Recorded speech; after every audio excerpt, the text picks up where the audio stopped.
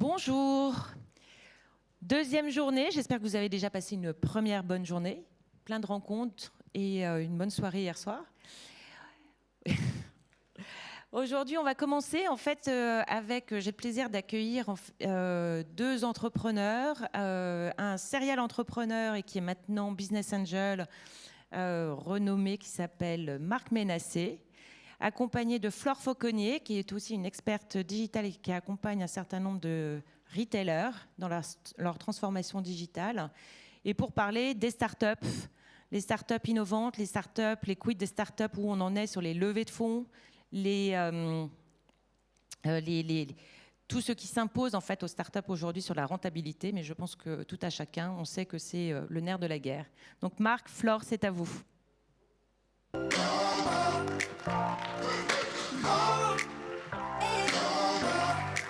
Bonjour. C'est comment on fait là? Tu es là? Bonjour à tous. Bonjour à tous, merci beaucoup d'être là. Bonjour Marc. Bonjour à tous. Merci de nous avoir rejoints.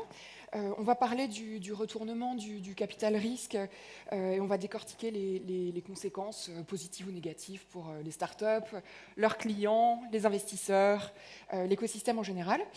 Donc Marc, quelques mots sur ton parcours. Non, ben voilà, j'ai un parcours d'entrepreneur à la base, parce que voilà, j'ai monté plusieurs entreprises dans le digital, dans l'e-commerce, avec des succès, des échecs. J'ai commencé à investir assez jeune dans des startups en 2005, voilà, à la sortie de Quelcou à l'époque, pour ceux qui se rappellent que Quelcou a inventé la comparaison de prix et qu'il n'y avait pas Google Shopping à l'époque.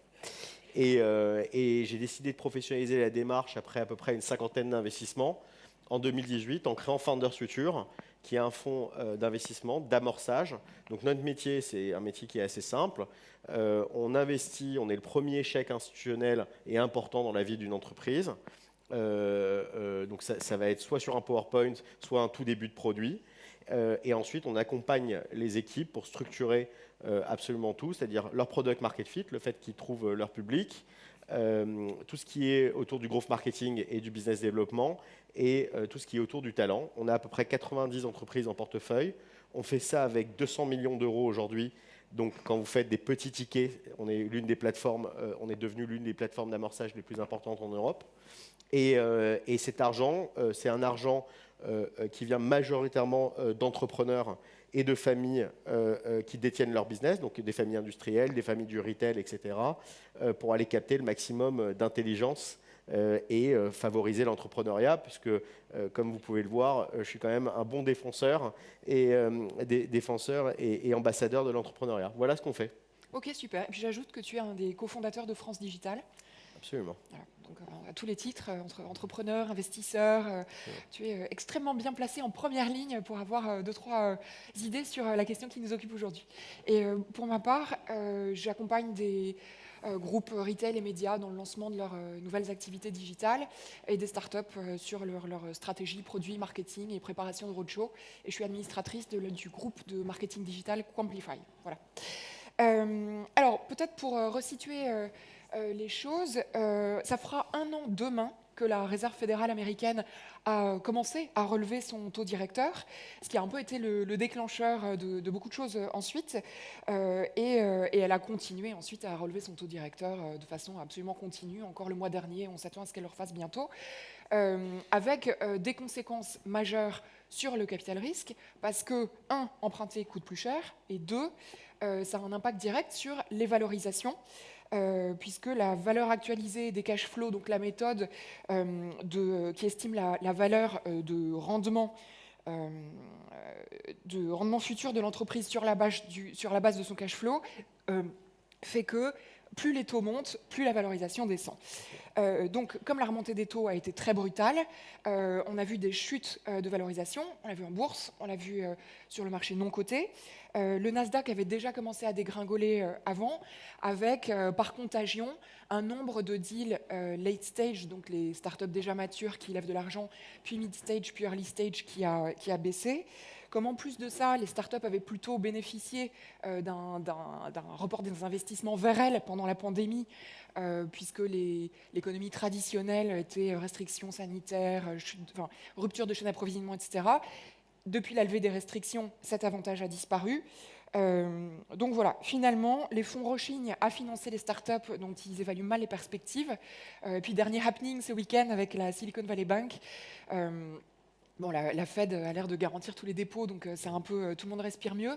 Mais comme le nuage s'arrête rarement à la frontière, on peut aussi s'attendre à ce que des VC très exposés qui investissent partout dans le monde, voilà, on voit aussi des séquelles arriver jusqu'ici.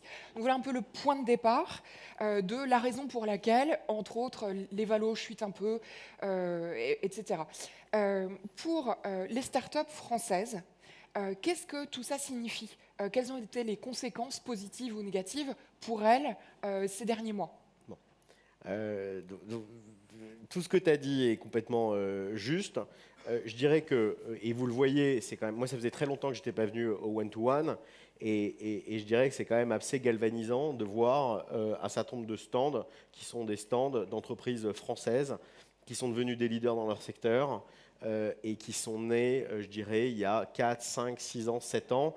On a beaucoup de chance chez Founders Future d'être actionnaire d'un certain nombre de très grandes entreprises qui sont ici. Je pense à Alma, qui fait du paiement 3 fois, mais je pense aussi à des startups dans le village, voilà, comme NIT, qui fait de l'assurance affinitaire ou d'autres. Et de voir qu'on a un truc très particulier en France, très particulier, c'est que sur les sujets d'e-commerce enabler, au sens large du terme, que ce soit fintech, software, etc., on est très bon. Voilà. Et je dirais, il y a plein de problèmes, mais il y a quand même un truc très satisfaisant, c'est qu'on a une scène entrepreneuriale qui s'est rentrée aujourd'hui dans une compétition européenne.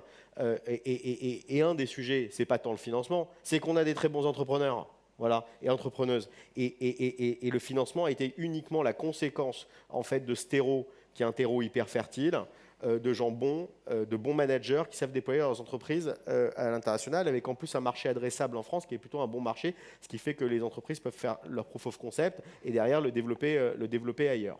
Alors, il s'avère que ça aura échappé à personne, c'est que la pandémie, elle a accéléré je dirais, le taux de pénétration e-commerce d'une part, et la digitalisation des grandes entreprises.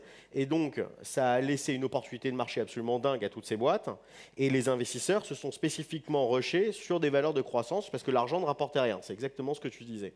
Et puis l'argent, comme à un moment donné, les taux sont montés. Et donc, les investisseurs, et on parle bien sûr du côté, donc des sociétés qui sont cotées en bourse, se sont dit qu'il fallait, plus l'argent était rémunérateur, plus il fallait aller entre guillemets vers des valeurs refuges chez Schématis. Et donc on commençait à se dire que les valos qui étaient poussés par le Covid avec l'afflux massif d'argent étaient complètement déconnantes. Et c'est pas parce qu'on était une start-up qu'on devait s'émanciper des bons fondamentaux économiques. Déjà, on ne peut pas rester une start-up toute sa vie. Hein. À un moment donné, on a des investisseurs. Moi, je dis toute la journée aux entrepreneurs que je reçois, dans la vie, plus on lève d'argent, plus on a d'emmerdes. C'est quand même le concept. Où il faut, voilà, on a des valorisations qui sont élevées. Ça veut dire qu'on crée une expectative importante vis-à-vis des entrepreneurs. Ça veut dire des investisseurs, pardon. Et donc tout ça crée un système qui est arrivé un peu au bout de ses limites, sorti du Covid, parce que les croissances ont ralenti et l'argent. Donc moi, je trouve ça très sain. Parce que je suis un fervent défenseur vraiment de l'idée comme quoi on devient indépendant quand on a une start-up et qu'on est entrepreneur. Indépendant économiquement en ayant une bonne stratégie commerciale, en travaillant sa contribution, en travaillant sa rentabilité. Et ce qu'on observe aujourd'hui, c'est que tous les robinets ont été fermés. Alors, parce que les investisseurs, moi j'ai une casquette d'investisseur très spéciale, parce que je suis entrepreneur et je suis venu à la finance par tout le parcours d'entrepreneur que j'ai eu. Mais il faut considérer qu'en France, 99% des investisseurs, c'est des investisseurs de carrière. Donc c'est des gens qui ont un réflexe très financier, très loin de l'opérationnel et très loin de tout ça. Ça ne veut pas dire qu'ils ne sont pas bons, mais ils ont un principe de précaution qu'ils appliquent dès qu'il y a de la tectonique de plaques, qui fait qu'à un moment donné, les robinets se coupent et ils demandent donc à des entreprises qui ont levé, pour le coup, et d'ailleurs c'est eux-mêmes qui ont financé tout ça, à rentrer dans un âge de maturité voilà, qui me paraît juste évident. Alors, la particularité derrière tout ça, c'est que quand on met de l'argent, on est investisseur, on met de l'argent dans les entreprises, le fait d'investir dans une valo qui est trop élevée, où on paye trop la croissance, a des implications qui sont des implications qui peuvent être désastreuses.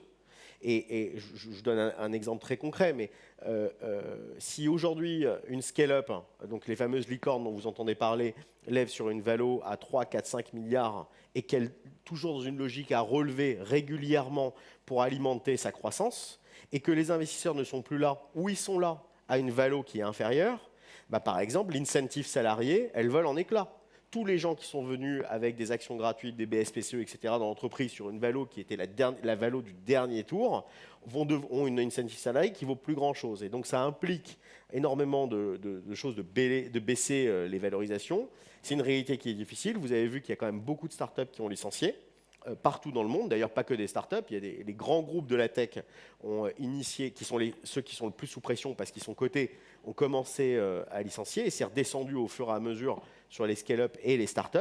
Et surtout, ce que moi j'observe en discutant avec tous les entrepreneurs qu'on finance et les autres qu'on connaît, c'est qu'on est aujourd'hui en 2023 dans le maître mot, c'est l'hyper-efficacité, l'efficacité commerciale. Donc j'imagine que ceux qui sont retailers dans la salle ont pu noter qu'il y avait un niveau d'agressivité commerciale sur le salon qui était au niveau de la pression qu'ont les boîtes. Et voilà, ça peut être dérangeant de temps en temps, mais au fond, c'est extrêmement sain. Voilà. C'est marrant que tu dis ça, parce que moi, je n'ai pas checké les prix des prestats, mais je me disais par contre que si on demande aux boîtes d'être plus rentables, améliorer les l'EBITDA, c'est les 4 P, purchase, donc les achats, product, process, prices. Autrement dit, c'est couper les coûts, y compris en licenciant, ce que tu dis, et augmenter les prix. Et on voit déjà, par exemple, les solutions SaaS qui ont répercuté l'inflation des prix du cloud de Microsoft, Google, Scaleway, OVH Cloud, etc., à tel point qu'il y a déjà des DSI qui rapatrient on-premise certains workloads. Donc déjà, les prix étaient répercutés. Mais alors si en plus, ces boîtes-là, on leur demande d'être rentables, les prix, ils vont encore augmenter. Et les boîtes ont en moyenne, alors moi, je parle SaaS parce que c'est plus facile, mais les entreprises ont en moyenne plusieurs dizaines quand c'est des petites boîtes de SaaS et plusieurs centaines quand c'est des très grosses boîtes. Est-ce que là, les gens dans la salle doivent s'attendre à ce que toutes les startups remontent considérablement leur prix parce qu'on leur demande d'être rentable? Il y a deux cas de figure. Il y a un cas de figure où en fait vous aviez typiquement une startup qui était dans une logique de prise de part de marché et donc qui a été très agressif sur son pricing et qui à un moment donné doit rentrer dans un prix qui est plus juste. Et c'est toujours la question en fait de la valeur créée. C'est-à-dire que le prix d'un SaaS, il doit dépendre de la valeur qu'on crée pour un e-commerçant ou pour un retailer. Et d'ailleurs, je tiens à dire qu'il n'y a plus de place pour tous les SaaS qui sont des nice to have. Aujourd'hui, ce qui est financé, nous, typiquement, quand on regarde une entreprise, on reçoit 10 000 opportunités par an. On fait à peu près, sur 10 000 opportunités par an qu'on reçoit, de l'ordre de 700 à 800 rendez-vous, d'accord ? Et on fait à peu près de l'ordre d'une vingtaine d'investissements. Donc le funnel, il est quand même extrêmement sélectif. La première chose qu'on regarde, c'est le marché adressable. Et c'est qu'est-ce que ça résout fondamentalement comme problème. Vous avez énormément de boîtes dans le SaaS qui sont faits par des fondateurs qui se disent qu'un DAF ou un Chief Digital Officer, il peut contracter des centaines de SaaS pour des micro-sujets. Ce n'est pas vrai. N'importe quelle personne dans la salle qui a un C-level, il va vouloir une suite, on va dire, de logiciels et de software dans son portefeuille qui règle des grands ensembles de problèmes et voilà, plutôt que de multiplier le nombre de SaaS. Donc je dirais, les nice to have, ils n'ont plus d'espace et ceux qui avaient été très agressifs commercialement, ils vont monter leur prix pour rentrer dans des zones, on va dire, de pricing plus similaires, plus logiques. Et le point quand même qui est important, c'est qu'une des raisons de l'augmentation, enfin, quand on a une boîte de software, les vrais coûts, c'est les people. Bon, ça ne vous a pas échappé que les augmentations cette année, elles ont été quand même très substantielles. Et dans la guerre du talent, qui est une guerre quotidienne dans la tech, que ce soit pour chercher des développeurs, des product owners, des gens qui font finalement la valeur ajoutée des produits que vous achetez, c'est les gens derrière, parce qu'il n'y a rien, il n'y a pas de chat GPT aujourd'hui sur la création, sur l'entrepreneuriat. Quand on démarre de la feuille blanche, from scratch, avec un deck, une vision, il faut l'exécuter derrière. Et le seul sujet sur l'exécution, c'est les people qu'on aligne pour pouvoir apporter un outil qui fonctionne. Et dans la tech, que ça soit scale-up ou start-up, les augmentations de salaire, je dirais en France et en Europe, elles ont oscillé en moyenne entre 7 et 12%. Tu parles de quand ? Je parle des augmentations de salaire 2023. Ok. Voilà. Et donc ça, mécaniquement, ça va s'impacter sur le pricing, comme dans tous les sujets à peu près de consommation qu'on a vus. Voilà, c'est une partie des composantes. Alors, il y a aussi le sujet de l'énergie, mais qui est au fond, moins un sujet sur les entreprises de software que les gens qui composent le premier actif d'entreprise technologique, quoi. Ok. Alors, je comprends ce que tu dis sur les augmentations. Enfin, à contrario, on voit aussi beaucoup de licenciements. Tu vois, quand tu dis retour à la normale, gestion saine, je pense que tu as complètement raison. Et d'un autre côté, on voit les délais qui se rallongent pour faire des levées de fonds, en particulier entre la term sheet et le closing, parce que les investisseurs chipotent sur des tas de conditions. On voit que les avocats ils travaillent beaucoup sur des dépôts de bilan, ils s'occupent beaucoup de licenciements. Les banques d'affaires, elles prennent plus les dossiers qu'elles auraient pris avant. Elles sont elles-mêmes beaucoup plus sélectives. Et puis, il y a plus de M&A que de levées. En fait, par exemple, je parlais avec Avolta Partners la semaine dernière et il me disait, donc une banque d'affaires, et il me disait, il y a 4 ans, on faisait 70% de levée, 30% de M&A. Il y a 2 ans, 50-50. Et aujourd'hui, la tendance est complètement inversée, sachant en plus que pour les levées, tu fais appel à une banque d'affaires. Maintenant, tu vas quand même beaucoup moins la fleur au fusil tout seul parce que c'est beaucoup plus difficile. Donc, entre ça, les licenciements, les dépôts de bilan, etc., c'est quand même, j'entends la gestion saine et le retour à la normale, mais ça, c'est très macro. Je veux dire, à l'échelle de la start-up, c'est quand même sacrément désagréable comme période. Ah non, mais alors c'est très désagréable et sans vouloir tirer la couverture vers nous, d'où l'intérêt d'avoir un bon actionnaire. Parce qu'en fait, c'est d'autant plus agréable quand tu as un actionnaire qui est passé justement, qui comprend l'opérationnel, qui comprend la gestion de crise, la gestion des people, et donc du coup, qui dans le quotidien est à tes côtés en tant qu'entrepreneur ou entrepreneuse pour t'aider. Et nous, c'est notre quotidien. Et qui a encore un peu de sous de côté pour faire des bridges. Absolument. Donc ça, c'est quand même un point clé, c'est qu'en effet, nous, quand on rentre dans une entreprise, avec la logique de garder donc des réserves pour si elle doit se développer ou au contraire, s'il y a un pet et qu'on doit assurer les choses. Pour revenir sur tout ce dont tu parlais sur le M&A. En fait, tout ça s'autorégule dans le sens où moi, ça fait plusieurs années que je considère que c'est absolument anormal sur les mêmes thématiques, d'avoir 1, 2, 3, 4 startups qui font toute la même chose au niveau national. Voilà. Quand toute la journée, on prône le fait d'avoir un marché commun et d'avoir en fait des startups qui sont européennes. Et donc, ce qu'on observe quand même beaucoup en M&A, qui a été quelque chose mis de côté beaucoup par les investisseurs d'ailleurs, et par les entrepreneurs qui avaient une mauvaise culture de la FUSAC, c'est qu'enfin, il y a du M&A transfrontalier en Europe, entre startups. C'est fou que sur des thématiques qui sont aussi importantes que le 3 fois, donc je pensais aux 3 fois parce que c'est ce qui me vient à l'esprit, mais on pourrait imaginer plein d'autres thématiques sur le CRM, etc., qui est des petites entreprises. Quand on parle de petites entreprises, c'est des entreprises qui font de l'ordre de 0 à 10 millions de chiffres, qu'elles soient plusieurs sur son marché et qu'elles se battent partout en Europe, en plus en dépensant de l'argent pour venir dans les pays des uns des autres. Voilà, donc ça c'est le premier point. Et le deuxième point, c'est que les grands groupes, qui pendant longtemps ont balayé d'un revers de main le fait de racheter des startups, pour une raison principale, c'est que souvent eux étaient cotés ou sous LBO, et donc avec des valorisations qui étaient des valorisations très classiques, et que donc les startups, qui avaient des valos stratosphériques, n'étaient pas du tout comestibles, on va dire, par les grands groupes. Et ben voilà, donc là, les valos, elles ont atterri, les grands groupes, ils envisagent enfin d'acheter. Acheter, ça peut être quand on est un groupe et qu'on veut se lancer ou qu'on veut accélérer, on est toujours dans une logique un peu de make or buy, quoi. C'est-à-dire, est-ce qu'on développe soi-même? Est-ce qu'on va chercher un partenaire sur le marché? Eh ben, il y a une autre voie qui est le fait de racheter un produit, racheter une équipe, l'intégrer et le développer. Et ça, c'est une voie de plus en plus. Et une des raisons pour laquelle, d'ailleurs, moi, je suis là aujourd'hui, au-delà de l'amitié que j'ai pour le one-to-one depuis très longtemps, c'est que je suis ravi de parler à des dirigeants, des Chief Digital Officers que je vois depuis hier et qui sont très contents d'avoir ce rapport aux startups et de connaître un peu comment ça fonctionne, d'avoir notre avis qui vient, je dirais, du terrain et je pense de commencer à envisager qu'il y a du M&A, qui d'ailleurs, quelque chose qui est énormément fait aux États-Unis.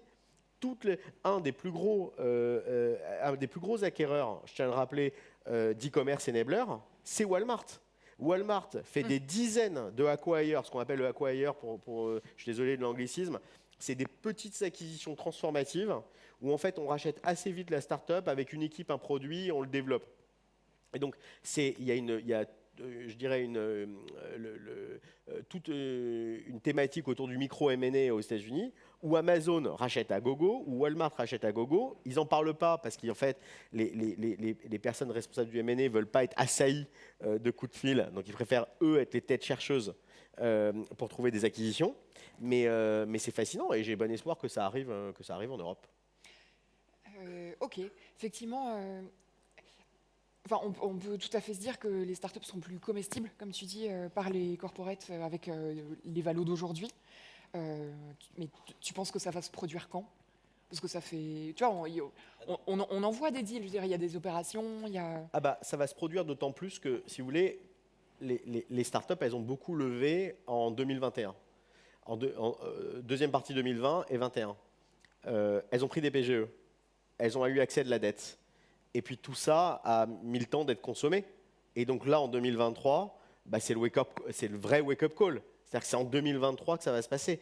Et ce que je peux te dire, c'est que, et tu le citais avec l'exemple d'Avolta et de la discussion que tu as eue à Volta, c'est qu'aujourd'hui, dans une série A, donc qui est typiquement une start-up qui a trouvé son public, qui commence à faire du revenu, qui a des vrais clients récurrents, etc., je parle en B2B, et ben, sur la table, quand on lève sa série A, il y a beaucoup de startups qui mettent ce qu'on appelle un dual track, excusez-moi pour l'anglicisme, mais en gros, de paralléliser deux process, un process de levée de fonds et un process de cession ou d'adossement, parce qu'ils valorisent le fait de se raccrocher à un corporate.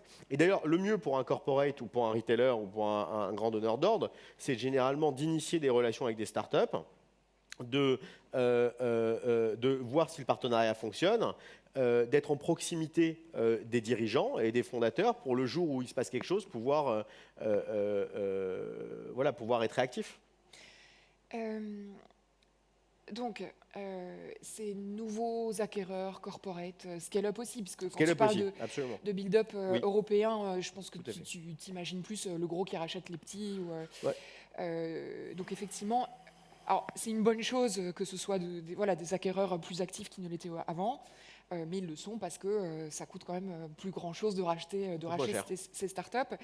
Je me dis que pour les VC qui sont au capital de ces startups, alors c'est plus facile d'entrer quand les valos ne sont pas stratosphériques comme avant, mais tu as aussi beaucoup moins de payback au moment où tu sors.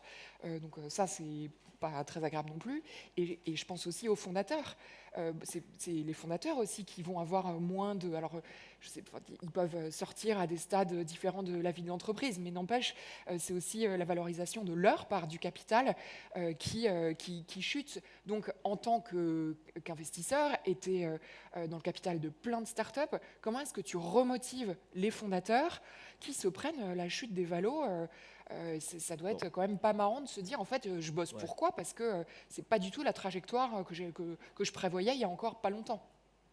Ouais, enfin, il faut juste ramener un peu l'église au centre du village, si je peux me permettre. C'est que les valorisations que vous voyez en milliards sur des principes de valorisation, des multiples de valorisation qui, pour le coup, ont été déconnants et sont toujours déconnants, la vérité, c'est qu'il n'y a pas d'acquéreur en face. C'est-à-dire qu'il n'y a pas de liquidité.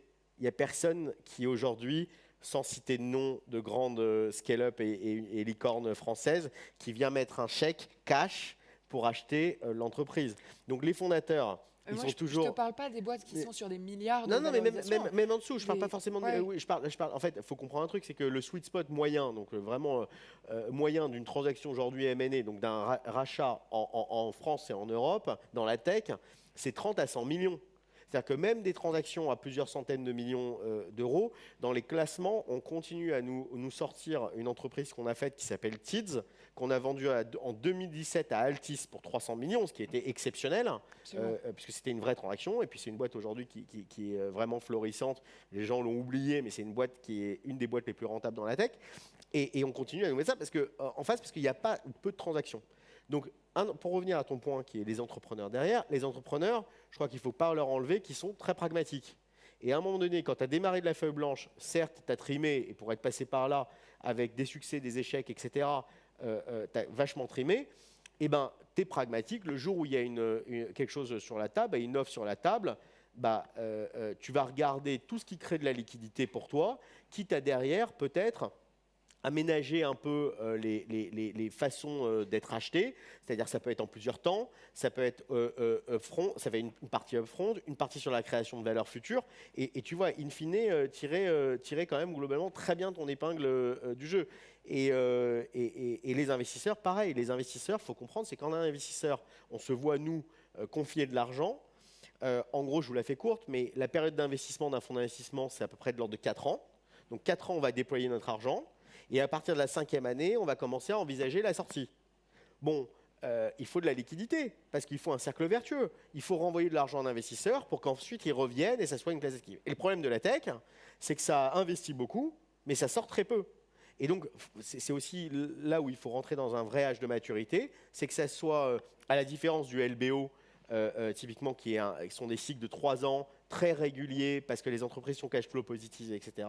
Il faut que la tech rentre dans ce schéma.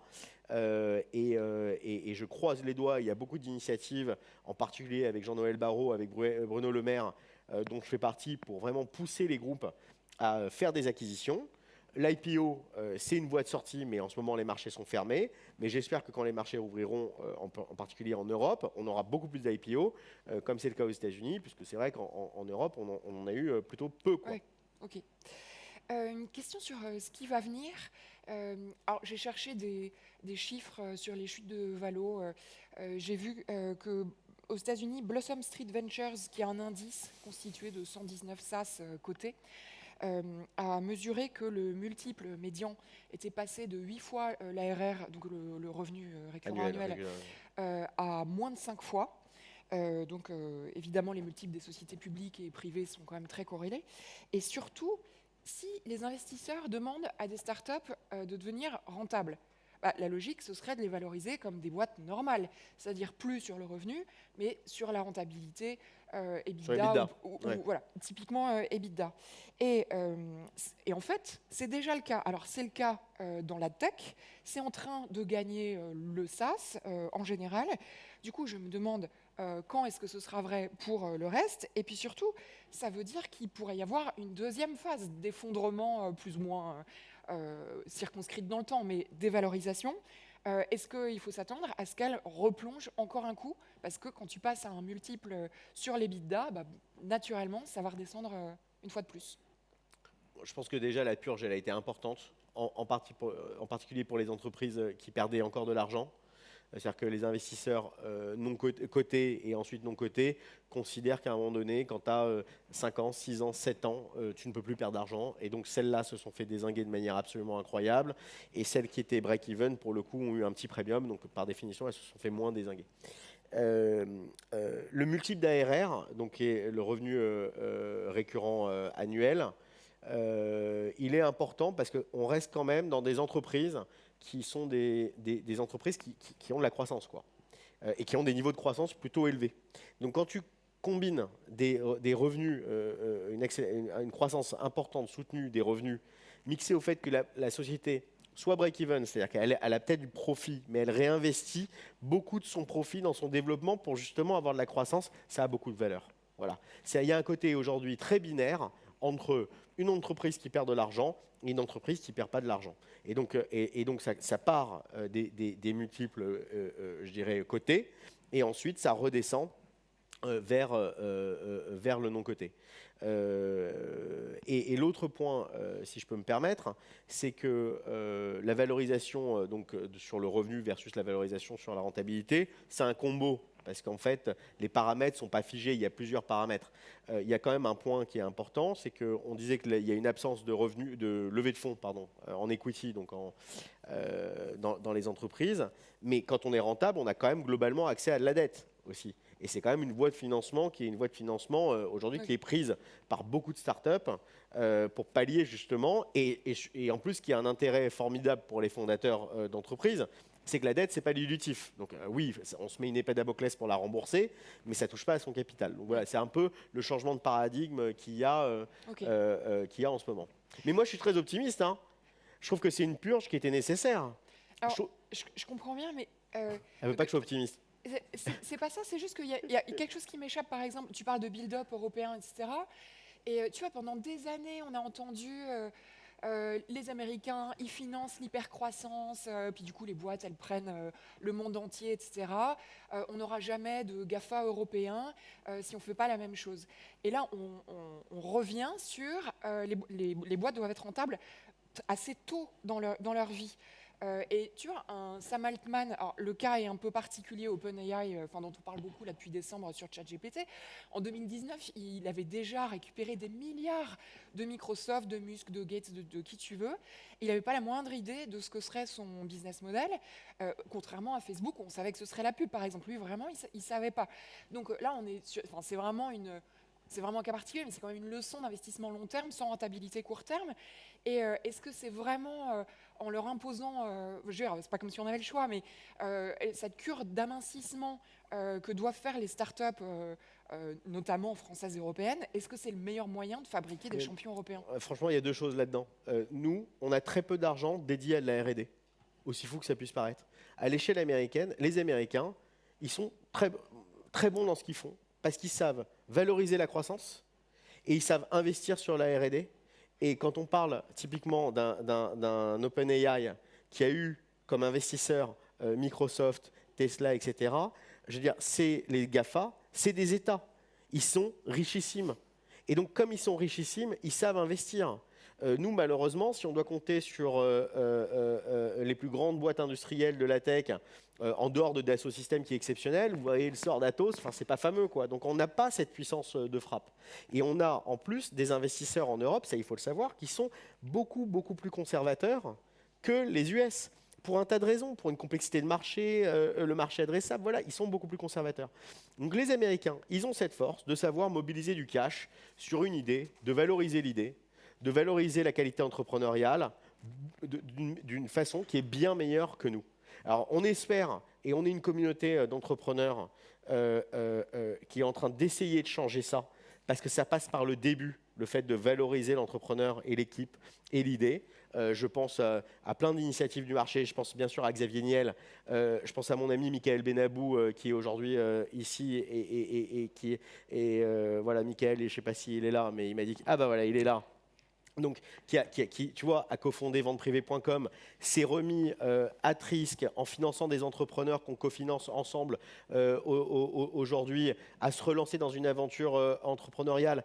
Et ça, c'est pour, au fond, valoriser la R&D, valoriser l'idée et faire en sorte. Alors, derrière nous, ensuite, une fois qu'on a fait notre job, parce que nous, il faut être très humble par rapport à ce qu'on fait, ça reste des tout petits montants, ça reste certes beaucoup d'énergie et d'action, mais ça reste des petits montants, il faut qu'il y ait des fonds, et il y a une grosse action des pouvoirs publics et du Fonds européen d'investissement sur le fait de financer, d'avoir des gros fonds sur ce qu'on appelle la deep tech, et qui peuvent intégrer le fait que pour monter une très bonne entreprise technologique, il y aura un temps obligatoire sans revenu.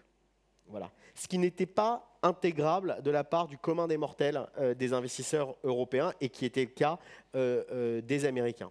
Et ensuite, on a le deuxième problème, c'est comme dans tout, c'est que dès lors qu'on finance une entreprise aux États-Unis, l'accès au marché, il est tout de suite très important.